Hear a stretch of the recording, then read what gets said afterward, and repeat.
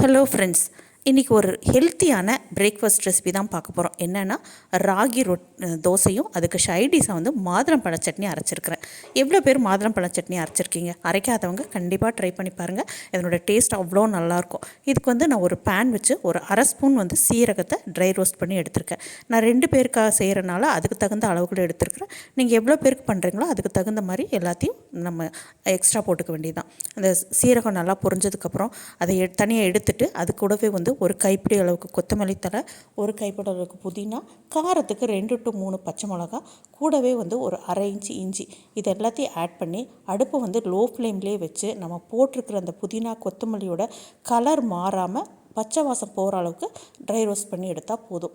நம்ம வந்து நிறைய சட்னி பண்ணியிருக்கோம். நம்ம இட்லி தோசைக்கெல்லாம் வீட்டில் டெய்லி நிறைய சட்னி பண்ணுவோம். கார சட்னி, வெங்காய சட்னி, தக்காளி சட்னி, தேங்காய் கடலை சட்னி, இந்த மாதிரி நிறைய சட்னி அரைச்சிருக்கோம். ஆனால் இந்த மாதிரி மாதுளம்பழம் வச்சு சட்னி அரைச்சி பாருங்கள். அதனோட குழந்தைங்கள்லேருந்து பெரியவங்க வரைக்கும் எல்லாருமே விரும்பி சாப்பிடுவாங்க. ஏன்னா இதில் வந்து இனிப்பு, புளிப்பு, காரம் 3மே கலந்துருக்கு. இந்த 3ம் சேர்றதுனால நமக்கு காரம் பெருசாக தெரிஞ்சு வராது. சாப்பிட்றதுக்கும் ஒரு வித்தியாசமான டேஸ்ட்டாக இருக்கும். இப்போ நம்ம வதக்கி வச்சதெல்லாம் ஆறுனதுக்கப்புறம் ஃபஸ்ட்டு மிக்சியில் ஆட் பண்ணி ஃபஸ்ட்டு ஒரு டைம் சுற்றி எடுத்துருவோம்.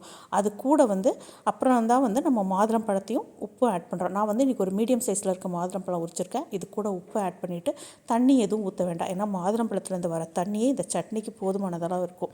இப்போ வந்து நல்லா நைஸாக அரைச்சி எடுத்துக்கலாம். இது வந்து ஒரு பிளாக்கிஷ் கலரில் வரும். ஏன்னா நம்ம க்ரீனும் பிங்க்கும் இதில் ஆட் பண்ணுறதுனால அந்த கலர் அப்படி இருக்கும். ஆனால் கலர் மட்டும்தான் அப்படி இருக்கும். ஆனால் டேஸ்ட் உண்மையாக சாஸெல்லாம் ஊற்றி சாப்பிட்றதுக்கு பதிலாக இந்த சட்னியை நம்ம யூஸ் பண்ணலாம். அவ்வளோ நல்லாயிருக்கும். இதுக்கு வேணும்னா தாளிச்சிக்கலாம். நான் இன்றைக்கி தாளிச்சிருக்கிறேன். கடுகு, உளுத்தம் பருப்பு, கருவேப்பிலெல்லாம் போட்டு தாளித்து எடுத்திருக்கேன். இது வந்து இட்லிக்கு ரொம்ப நல்லாயிருக்கும், புலாவுக்கு நல்லாயிருக்கும். நான் இன்றைக்கி ராகி தோசையோடு தான் ட்ரை பண்ணியிருக்கேன். கண்டிப்பாக ட்ரை பண்ணி பாருங்கள். தேங்க்ஸ் ஃபார் வாட்சிங்.